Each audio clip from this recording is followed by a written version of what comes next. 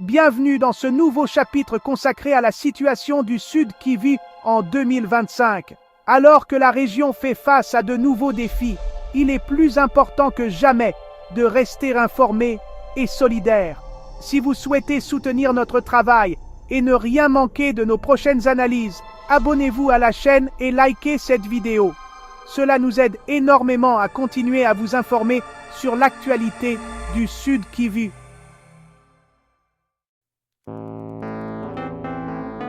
À la mi-2025, la province du Sud Kivu, autrefois si dynamique, se retrouve plongée dans un épais manteau d'incertitude et de conflits.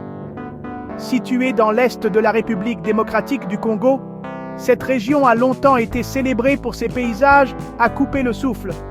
Des eaux scintillantes du lac Kivu à ses collines verdoyantes. C'est une terre d'une immense importance stratégique et économique, une artère vitale pour la nation. Pourtant, aujourd'hui, le rythme quotidien de la vie dans ces grands centres urbains et ces territoires ruraux a été violemment perturbé. L'année a commencé par une escalade dramatique de l'offensive du groupe rebelle M23, qui, après avoir renforcé son emprise sur le nord Kivu, a rapidement étendu sa campagne vers le sud, modifiant fondamentalement l'équilibre des pouvoirs et plongeant la province dans un nouveau chapitre terrifiant de son histoire. Les grandes villes et territoires du Sud Kivu, chacun avec son identité unique, partagent désormais un destin commun sous l'occupation. Bukavu, la capitale provinciale, une ville animée perchée sur les rives sud du lac Kivu, est tombée aux mains du M23 lors d'une avancée rapide à la mi-février. Sa capture a provoqué une onde de choc dans toute la région, alors que les forces gouvernementales et leurs alliés battaient en retraite. Plus au sud, la ville d'Uvira, un centre commercial essentiel à la frontière avec le Burundi et la Tanzanie, s'est retrouvée encerclée et sous une immense pression. Le territoire de Walungu, à l'ouest de Bukavu, a également été rapidement envahi, plaçant le M23 sur la voie stratégique vers la ville minière de Kamituga, riche en or. Même le territoire de Kalehe au nord n'a pas été épargné, avec des localités clés comme Minova tombant sous le contrôle des rebelles, coupant ainsi les lignes d'approvisionnement vitales et isolant les communautés les unes des autres. L'avancée du M23 a été méthodique et d'une efficacité dévastatrice. Soutenu par un armement sophistiqué et une coordination tactique, le groupe a progressé sur plusieurs fronts, submergeant l'armée congolaise, connue sous le nom de FARDC, et ses milices alliées. L'offensive qui a réellement débuté en janvier 2025 a vu les rebelles descendre la RN2, capturant l'aéroport de Kavumu avant d'assiéger Bukavu même. La chute de la capitale a été une catastrophe symbolique et stratégique, marquant l'aboutissement d'une campagne qui se préparait depuis des mois. Cette conquête rapide a laissé le gouvernement provincial en désarroi et la communauté internationale s'est empressée de réagir. Mais pour les habitants du Sud Kivu, cela a marqué le début d'une période de peur et de difficultés profondes sous une nouvelle autorité armée qui dictait désormais les termes de leur existence. Cette nouvelle réalité est celle d'un contrôle militaire et administratif complet par le M23. Le groupe n'a pas seulement capturé des territoires, il s'est emparé de l'infrastructure même qui définit la vie moderne et la gouvernance dans la province.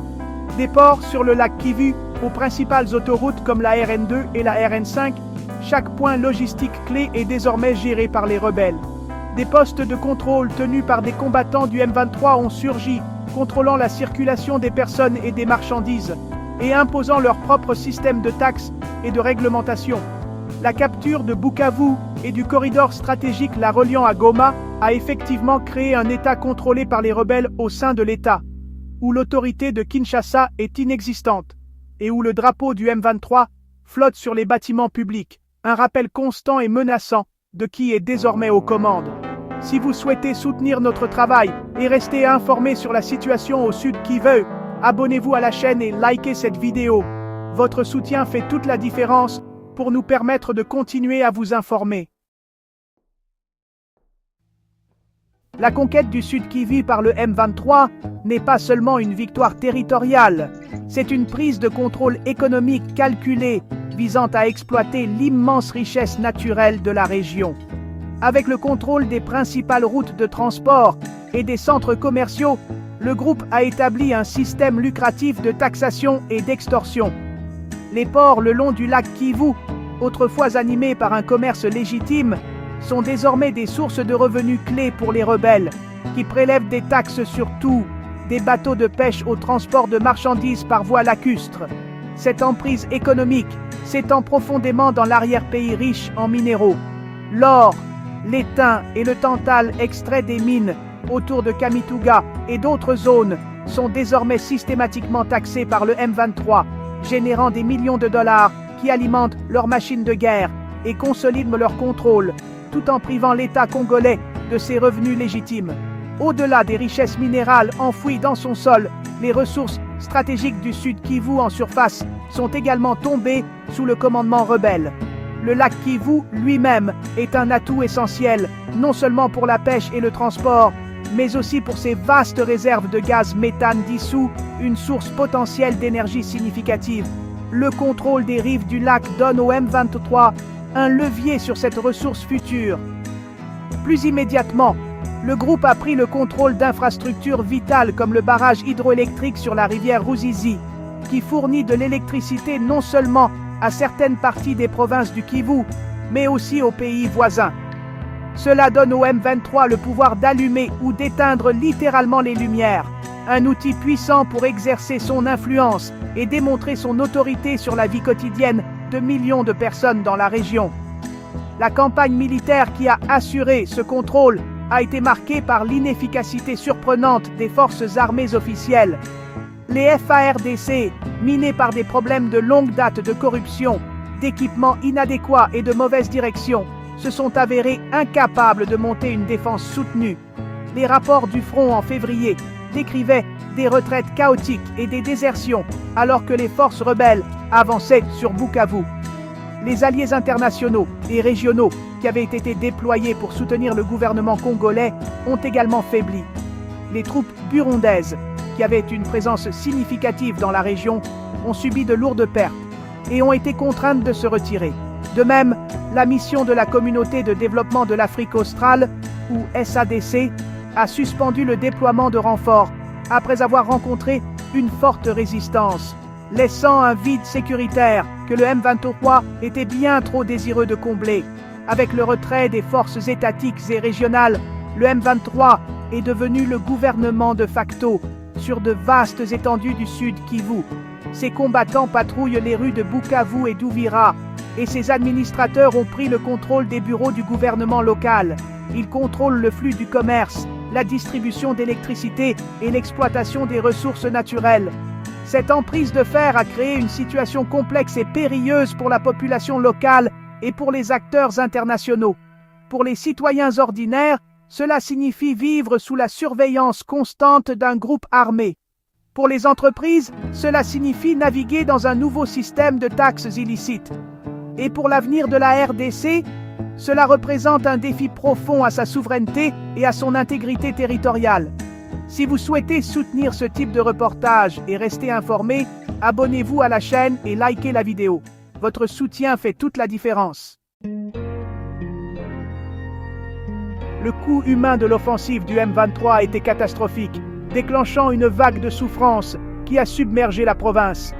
L'avancée des rebelles a provoqué un déplacement massif à une échelle stupéfiante. Depuis le début de 2025, des centaines de milliers de civils ont été contraints de fuir leur foyer, abandonnant leurs champs, leur commerce et toute leur vie, avec seulement ce qu'ils pouvaient emporter. Des familles ont marché pendant des jours sur des routes dangereuses, cherchant refuge contre les combats. Des villages entiers ont été vidés, leurs habitants se dirigeant vers les périphéries de villes comme Goma et Bukavu, qui luttaient déjà pour soutenir les populations déplacées existantes. Ces voyages désespérés étaient semés d'embûches, car les civils étaient souvent pris entre deux feux ou directement ciblés par des groupes armés. Pour ceux qui ont réussi à atteindre une sécurité relative, les conditions qu'ils ont trouvées étaient déplorables. Des camps de fortune ont surgi à la périphérie des grandes villes, se transformant en vastes campements de boue et de bâches en plastique. Dans ces sites surpeuplés, les produits de première nécessité font cruellement défaut. Il n'y a pas assez d'eau potable, de nourriture ou d'abri pour tout le monde, créant un terrain propice à l'apparition de maladies comme le choléra. Les familles se serrent dans des tentes fragiles, exposées aux éléments et sans aucun moyen de subvenir à leurs besoins. La réponse humanitaire a été gravement entravée par le conflit même qui a créé la crise, les routes bloquées et les risques sécuritaires, rendant presque impossible pour les organisations d'aide d'atteindre les personnes les plus démunies. La violence ne s'est pas limitée aux lignes de front des combats. Les civils ont subi de plein fouet la brutalité, vivant dans un état de peur constant. Des rapports des Nations Unies et des groupes de défense des droits de l'homme ont documenté des abus généralisés commis par les combattants du M23, y compris des exécutions sommaires et des violences d'assaut sexuelles généralisées utilisées comme armes de guerre. Des obus de mortier et des roquettes ont atterri sans discernement dans les zones peuplées, frappant des marchés, des maisons et même des camps de déplacés. Les hôpitaux soutenus par des organisations comme Médecins sans frontières ou MSF ont été inondés de victimes, traitant des centaines de patients pour des blessures par balles et des blessures dues à des explosions. Les installations de santé elles-mêmes n'ont pas été épargnées, certaines ayant été endommagées ou contraintes de fermer, laissant les communautés vulnérables sans aucun accès aux soins médicaux. Le coût psychologique de cette existence est immense. Des enfants ont été séparés de leurs parents, ont été témoins de violences horribles et ont perdu tout semblant d'une enfance normale, les écoles étant fermées et leur avenir incertain. Les agriculteurs ne peuvent pas accéder à leurs champs, ce qui entraîne un effondrement de la production alimentaire et une flambée des prix qui rend les produits de base inaccessibles pour beaucoup. Le tissu social des communautés a été déchiré par les déplacements, la suspicion et le traumatisme de la guerre. Les habitants du Sud Kivu sont pris au piège d'un cycle de violence et de privation, leur résilience étant mise à l'épreuve jusqu'à ses limites absolues, alors qu'ils naviguent dans la lutte quotidienne pour la survie dans une province devenue une prison de conflit.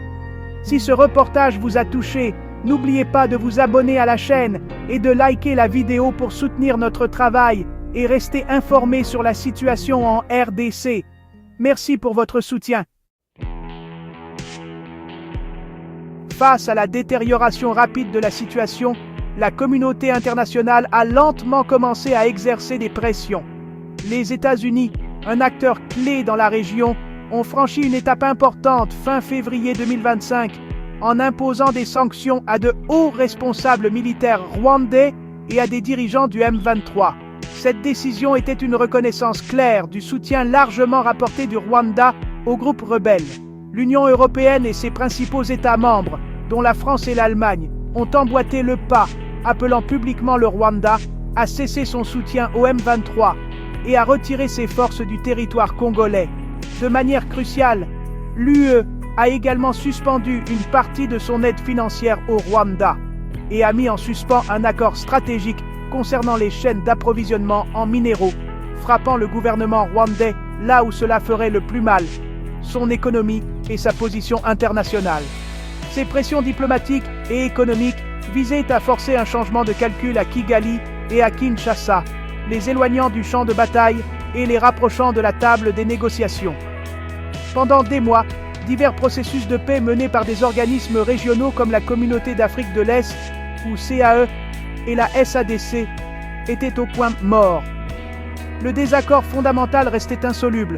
Le M23 et ses partisans insistaient sur la reconnaissance de leur contrôle sur l'est de la RDC comme condition préalable aux pourparlers, une demande que le gouvernement congolais refusait catégoriquement, ne voulant pas légitimer une rébellion qui avait coûté tant de vies et violé sa souveraineté. Cette impasse politique a permis au conflit de s'envenimer et de s'aggraver, laissant les civils piégés au milieu sans voie claire vers la paix. Cependant, une percée surprenante s'est produite fin juin. Sous l'intense médiation des États-Unis, des délégations de haut niveau de la République démocratique du Congo et du Rwanda se sont rencontrées à Washington, D.C. Le 27 juin 2025, elles ont signé un accord de paix historique. Les détails spécifiques de l'accord restent étroitement gardés, mais son annonce a envoyé une onde d'optimisme prudent à travers la région déchirée par la guerre. Le simple fait que les deux parties aient été disposées à se réunir et à signer un document visant à la désescalade représente le progrès diplomatique le plus significatif depuis plus d'un an. Pour la population éprouvée du Sud Kivu, cette nouvelle offre la première lueur d'espoir que les combats pourraient enfin cesser. Pourtant, alors que nous sommes ici le 14 juillet 2025, cet espoir reste incroyablement fragile. Le chemin d'un document signé dans une capitale étrangère à une paix tangible sur le terrain au Sud Kivu est long et semé d'embûches. Le M23 occupe toujours Bukavu, ses combattants contrôlent toujours les routes, et les griefs profonds qui alimentent le conflit n'ont pas disparu du jour au lendemain. Les questions cruciales sont maintenant de savoir si les engagements pris à Washington seront honorés, si le M23 se retirera réellement, et si le long processus de désarmement, de démobilisation et de réconciliation pourra enfin commencer. Les habitants du Sud Kivu observent et attendent, priant pour que cet accord ne marque pas une autre fausse aube, mais le véritable début de la fin de leur cauchemar. Si vous souhaitez soutenir ce type de contenu et rester informé sur la situation au Sud Kivu, abonnez-vous à la chaîne et likez la vidéo. Cela aide énormément à faire connaître ces histoires importantes. Merci pour votre soutien. Pas de voix off. L'écran s'assombrit pour laisser apparaître un fond simple et discret. Le logo de la FNGBD apparaît, grand et centré. Une musique de fin douce et légère joue tandis que la vidéo se termine. Aucun texte n'est affiché, juste le logo, invitant les spectateurs à réfléchir tranquillement sur l'histoire qu'ils viennent de voir.